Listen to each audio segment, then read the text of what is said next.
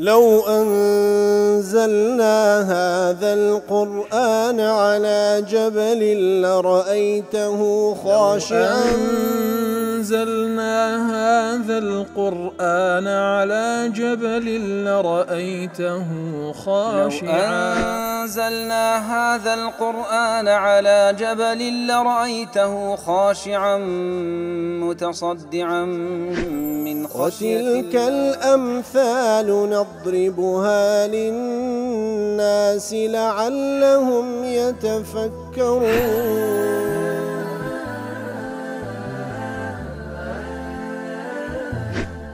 الحمد لله والصلاة والسلام على رسول الله وعلى آله وصحبه ومن والاه. السلام عليكم ورحمة الله. برزان خوش حالم لواني 1259 لواني كاين تفسير القرآن في رزبين وخزمتان ومن بست رضا من دي رب العالمين وهي دار إيوي آز السودي لور بقرن. أعوذ بالله من الشيطان الرجيم. بسم الله الرحمن الرحيم.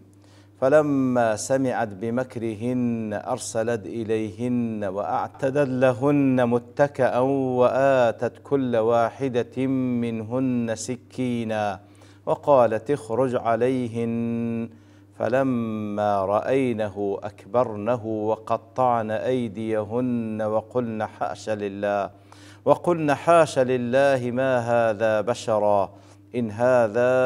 إلا ملك كريم. باڵێ خۆشەویستان وەکلوانەی ڕابردوش کەمێک لە خزمەت دەواتی پیرۆزەدا بووین لە دوای ئەوەی کەوا ئەو ئافرەتە خێزانی عەزیزی میسر محاوەلەی لەگەڵ یوسف کرد عەلەیهی سەڵات وەسەلام کەوا کاری ناڕەوای لەگەڵ ئەنجامدا کە ئەویشیان ئەڵڵا تەعالا پاراستی و ئەو کاری ئەنجام نەدا. ئیتر دیارە بای خۆی قسە بڵاو بۆ گەیشتە ئافرەتانی ئەو شار و ئاوەدانیە. ئیتر ئەوانیش قسەیان لەسەر ئەو ئافرەتە کردکەوە ئەو ئافرەتە کەوا خێزانی عەزیزی میسرە لەگەڵ غولامەکەی خۆی دەستی تێکەڵ کردیە و دڵداری لەگەڵ دەکا و هەوڵی لەگەڵدایە یاخود هەوڵی لەگەڵ دەدا کەوا ئەو کارەی لەگەڵ ئەنجام بدا. ئێمە دەبینین ئەویان لە گومڕاییەکی ئاشکرایە. کاتێک ئەو قسەیە گەیشتەوە ئەو خێزانە کە گەیشتەوە ئەو ئافرەتە کەوا عەزیزی میسرە خێزانی عەزیزی میسرە فلما سمعت بمكرهن کاتێکەوە ئەو قسە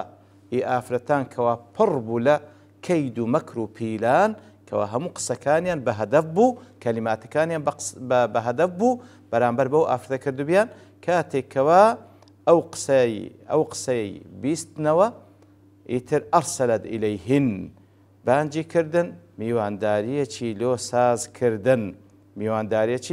لۆ سازکردن کە ئەویش بە مەبەست بوو. وأعتدت لهن متكئا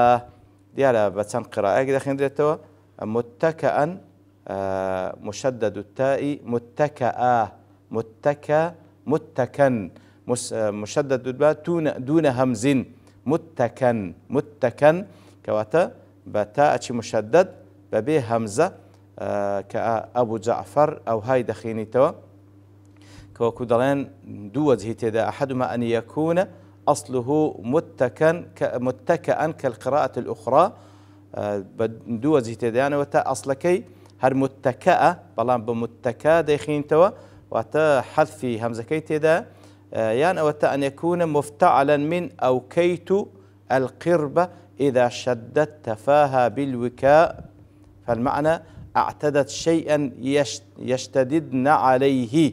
إما بالاتكاء وإما بالقطع بالسكين كواتا جێگای وایل و ئامادەکردن کەوا با بڵێن چاک لەسەری دابنیشن یان ئەوەتە با بڵێن مەبەستەکە ئەوەیە کەوان باش دەستی خۆیان ببڕنێ ینی جەوە چوای لە بەخۆڵقاندن کەوا فعلەن بەو شێوە بوو کە لە نەتیجەدا فعلەن دەستی خۆیان چاک بڕی متەکەن. بە قراءەی دووەمیش تەمەنەوە ئەبوو جەعفەر ئەو ها دەخینتەوە متەکەن كباقي قراء كانت أبو شوي دخينه الشيء الذي يتكأ عليه من وسادة ونحوها وتمتكأ وتزيل آما ذكردن أو بلي دوشكو رايخو بالي فيلو دانان كوا أوان لسري بال بدنو. وقيل المتكأ مكان الاتكاء متكأ أو جاء كزي بال دانويا كوا تليرده واعتدت لهن متكئا وهيأت لهن مجلسا يتكئن عليه من الوسائد والفرش كواتە لە بۆیان ئامادەی کرد کە بانجیکردن لە پێشەوەی ئەوان بێن جێگایەکی لێ ئامادەکردن کەوا بە فەرش و بە بالیف و بە دۆشەگ و ئەو شتانە کەوا یەتەکئن عەلەیه بە کەمالی ئیسراحەت تێیدا دابنیشتون و لەسەری با بڵێن پاڵ بدەنەوە. ڕەسعانی دەڵێ ئەعەدەت وهەیئەت لەهن مەجلیسەن یەتەکئن عەلەیه من النەمارق والفرش کەواتە لە بۆیانی ئامادەکرد مەجلیسەش لە بۆ ئامادەکرد کەوا لە ئەو فەرش و هەروەها بالیف و ئەو بابەتانەی کەوا یەتەکئن عەلەیه لەسەری پاڵ دەدەنەوە کە عادەتی المترەفین وەکو عادەتی مترەف و ئەوانەی لە خۆشیدانە جێگایکی ئاوا کە با بڵێن جێگایکی ئەوها کەوا زۆر جێگای ئیسراحەت و پاڵدانەوەی لە بۆی ئامادەکردن هەروەکو دەڵێەوە قەولی ئیبن عەباس و زۆربەی مفەسیرینە. ئیبن کەثیر دەڵێ ئیبن عەباس و سعیدی کوڕی جوبەیر و مجاهید و حەسەن و سودی و غەیری ئەوانیش دەڵێن هو المەجلیس المعد ئەو مەجلیسەیە متەکە ئەو مەجلیسەیەکەوە ئامادەکرا فيه مەفارش و مەخاد و طعام ئەو مەجلیسەیەکەوە ئامادەکرا فەرشی تێدا جێگای پاڵدانەوە و بالیفی تێدا وهروە خواردنیشی لێ ئامادەکرا فيه ما يقطع بالسكاكين وهروها ئەو نەوە خواردنەشی تێداکەوە بە چەقو دەبڕدرێ لە ئەنواعی میوەجات. ئیبن عاشور دەڵێ المتەکە محل الاتکاء متەکە جێگای پاڵدانەوە اتکاء جلسة قريبا من الاضطجاع على الجنب مع انتصاب قليل في النصف الأعلى کەواتە اتکاء دەڵێ با بڵێن جەلسەیەکە نزیک لە پارکەوتن لە نووستن لەسەر لاتەنیشت بەڵام نیوەی سەرەوەت لە سەروبی واتە بزەوت پاڵدانەوەیە نەنووستنە نەدانیشتنە لەو نێوانە پاڵدانەوەی کەوا جێگایکی کەمالی ئیسراحەتە وإنما يكون الاتكاء إذا أريد إطالة المكث والاستراحة عادة الإنسان لزيقاق يقربيه زور بمينه طاقة دانشتني نامينه بپالدانەوە پاڵ دەداتەوە لەسەر ئەو بالیفەیکەوە ئامادەکرا لەو جێگایە ئیتر جێگایەکی لێ ئامادەکردن ئەو پەڕی جێگای ئیسراحەت و جێگای مانەوەیەکی دوور و درێژبی وآتت کە هاتن ئەوجا وآتت كل واحدة منهن سكينا واتە هەرێک لەو ئافرەتانی کەوا هاتن میواندارەکان قبول طبعا هاتن گەیشتنە ئەو جێگای کە لە بۆیان ئامادەکرا هەر یەک لەوانە أعطت كل واحد من النساء اللاتي حضرن مجلسها سكينة دیارە خواردنیشی لێ هەر یەک لەوانە چەقوی دا دەستیان لتقطع به ما يحتاج إلى تقطيع من الطعام چەقوی دا دەستیان کەواتەوە بەڵگەی لەسەرەوەی تەعامیش لەوێ مەوجودە ئەو جا میوەجاتە یاخود هەر شتێکە کە پێویستی بە چەقۆ هەیە بیبڕی و وەکو باسیش کرا لە تەفسیرەکان کەوا فعلا جێگایەکی ئەو پەڕی مترەفانە ئەنواعی تەعامی لێ و ئەو پەڕی سەقافەتی ئەو زەمانیش بووە کەوا فعلا وەکو ئێستاش بەدەستی شت ناخۆن بەڵکو بە چەقۆ دەیبڕن لەبەرەوەی ئەوانە هەمووی ئافرەتانی ناوداری ئەو شار وڵاتەنە لە زیافەتی خێزانی عەزیزی میسرن وقالت اخرج عليهن تەماشا ئەو کەید و پیلانە ئەوان چەند بە کەید و پیلان بەرامبەری ئەویش بە هەمان شێوە پیلانێکی دا ڕشت لە بەرامبەریاندا ئەو جێگا خۆشە کە جێگای ئیسراحەت و پاڵدانەوەی و چەقۆشی دایتە دەستیان لەو حاڵەتەی کە چەقو لە دەستیانە وقالت اخرج عليهن واتە خێزانی عەزیزی میسر بە یوسف دەڵێ اخرج عليهن واتە ئەوجا اخرج على هؤلاء النسوة ئەوجا بڕۆ بە ئەو ئافرەتانە بتبینن سبحان الله بڕۆ بە ئەو ئافرەتانە بتبینن کاتێکەوە چەقو لە دەستیانەوە فوجئەتی فەرمانیش بە یوسف دەکەکەوە بستە ناو مەجلیسەکە و بیبینن فلما رأينه أكبرنه کەواتە کاتێکەوە یوسف چوونە ئەو مەجلیسەوەیان دیتیان فلما رأى النسوة يوسف أعظمن جماله وأجللن قدره کەواتە جوانیەکەیان زۆر پێ جوان بوو زۆر قدر و قیمەتی یوسف لە لای ئەوان گەورە بوو جوانیەکەشی فعلا جوانیەکی عەجیب بوو زۆر پێیان گەورە بوو لە نەتیجەدا هەندە سەرسام بوون پێی وقطعن أيديهن أي وجرحن أيديهن بالسكاكين چەقۆیان لە دەستە و فوجئەتەن یوسف هاتە ناو مەجلیسەکە ئاگیان لە خۆ نەما بەو چەقۆیە دەستی خۆیان بڕی وقطعنا بتجديد وتتصاق دست خويا بري وهن يحسبن أنهن يقطعن الطعام دست خويا دبري لا واتصور كان كوا خواردن أو شتي لبيش يعني وادي خون ديبرن لبرتسي أجان لخونا ما ودست خويا بري لدهشتهن بما رأينا من جمال يوسف لبر أوي براستي سرسام بون لو جوان يزوري يوسف عليه الصلاة والسلام يتربوا شيء وكي ابن عباس مجاهد وقتادة والسدي وابن زيد باسيدكن سمعاني ضلي الأكثرون على أن هذا خدش وجرح بلا إبانة يزورك لمفسرين ضلي وقطعنا أيديهن وحتى بابلين برينداريان كر بريندارية شواكوا في وديار نبي هندش ضلين إنهن قطعن أيديهن لا تحقيق قطع اليد جملة هندش ناولا تاك دست خويا بري بلام والأول أصح زياتر بريندار كردن بو نك دست خوان بتواتي ببرن يقال قطع فلان يد إذا خدشها وجرحها كواتا دست خوان بري نك معناه كبفعلي دست خوان لي كذبتوا بالكو دست خوان بريو أجان لخونا ما أبي السعود ضلي في التعبير عن الجرح بالقطع للدلالة على كثرة جرحهن